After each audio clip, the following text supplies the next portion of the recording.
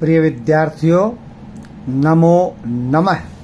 हमने पंडिता रमाबाई पाठ के अर्थ को और उसके अभ्यास को पूरा कर लिया है। आज हम करने जा रहे हैं अतिरिक्त प्रश्नोत्तराणी। तो चलिए अतिरिक्त प्रश्नोत्तराणी को करते हैं। यदि हमने पाठ को अच्छे से पढ़ा है तो बिल्कुल भी हमें कठिनाई नहीं होगी। प्रश्न नंबर 1, अधोलिखितानां प्रश्नानां वैकल्पिक उत्तरेषु समुचितम उत्तरम दीयताम्। निम्नलिखित प्रश्नों के वैकल्पिक उत्तरों में से ठीक उत्तर को दीजिए। दीयताम् दीजिए। चलिए देते हैं जी। प्रश्न नंबर 1, रमा स्वमातुः काम प्राप्तवती। रमा ने अपने माता से क्या प्राप्त किया? धर्म शिक्षाम, स्त्री शिक्षाम, संस्कृत शिक्षाम, बालिका शिक्षाम। संस्कृत शिक्षाम। चलिए आगे देखते हैं। स्त्रीणाम शिक्षायै का स्वकीयम जीवनम अर्पितवती। स्त्रियों की शिक्षा के लिए किसने अपना जीवन अर्पित कर दिया? लक्ष्मीबाई, रमाबाई, जीजाबाई, रामबाई। तो इसके लिए किसने किया? रमाबाई। चलिए आगे चलते हैं प्रश्न नंबर 3 की ओर। प्रश्न नंबर 3 की ओर देखिए। प्रश्न नंबर 3 क्या है? रमाबाई कुत्र मुक्त मिशन नाम संस्थानम स्थापित। रमाबाई ने कहां पर मुक्त मिशन नाम का संस्थान स्थापित किया? केडगांव नामनी ग्रामे, पुणे नगरे, मुंबई नगरे, महाराष्ट्र नगरे। तो ये क्या? केडगांव नामनी ग्रामे। चलिए आगे बढ़ते हैं। रमाबाई उच्च शिक्षार्थम कुत्र गच्छत। रमाबाई ऊंची शिक्षा के लिए कहाँ गई? America Desam, France Desam, England Desam, Bharat Desam, England Desam. चलिए आगे। रमाबाई केन से विवाह अकरोत। रमाबाई ने किसके साथ विवाह किया? विपिन दासेन, विपिन बिहारी दासेन, बिहारी दासेन, श्याम बिहारी दासेन, विपिन बिहारी दासेन। तो ये वैकल्पिक प्रश्नों के उत्तर के बाद चलिए बढ़ते हैं प्रश्न नंबर 2 की ओर। प्रश्न नंबर 2 क्या है भाई? ध्यान से देखिए।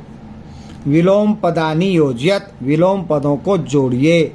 विलोम पदों को जोड़ना है। चलो नंबर डाल लेते हैं। 1, 2, 3, 4, 5। विलोम मतलब उल्टे शब्दों को। तो परित्यज्य, परित्यज्य का अर्थ होता है त्याग कर। तो त्याग कर का क्या होगा भाई? स्वीकृत्य। तो ये आएगा परित्यज्य के सामने। नंबर 2 है विपन्न है। विपन्न मैंने होता है निर्धन। इसका उल्टा क्या बनेगा? संपन्न।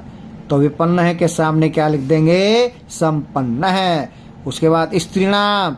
स्त्रीणाम के सामने क्या लिखेंगे? पुरुषाणाम। स्त्री पुरुष उल्टा कर रहे हैं हम। भगिनी बहन। ठीक है, तो भगिनी बहन। यहाँ पर अनुज है। अनुज छोटा भाई। भाई मतलब पुत्रिया। पुत्री। तो पुत्री का क्या बन जाएगा? पुत्र।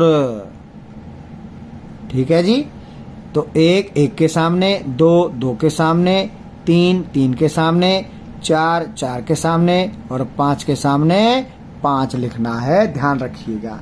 चलिए अब चलते हैं प्रश्न नंबर 3 की ओर। क्या है प्रश्न नंबर 3?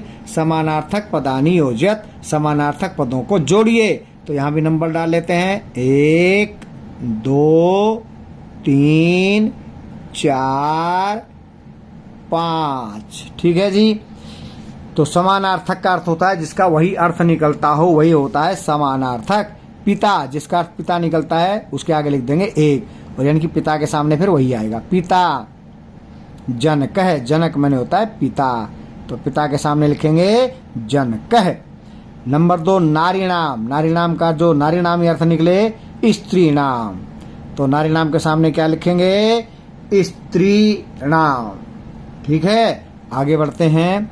विभूषिता। विभूषित यानी कि अलंकृत। इसके सामने लिखेंगे विभूषिता के सामने अलंकृता। चलिए आगे बढ़ते हैं। संचयम। संचय करना, इकट्ठा करना, यानी कि संग्रहम। संचय संग्रह दोनों समानार्थक हैं, समान अर्थ वाले हैं। उसके बाद अभवत। अभवत होना। जातम भी क्या है? होना। तो जी पिता के सामने क्या लिखेंगे? 1 जनक है। नारी नाम के सामने क्या लिखेंगे? 2 स्त्री नाम।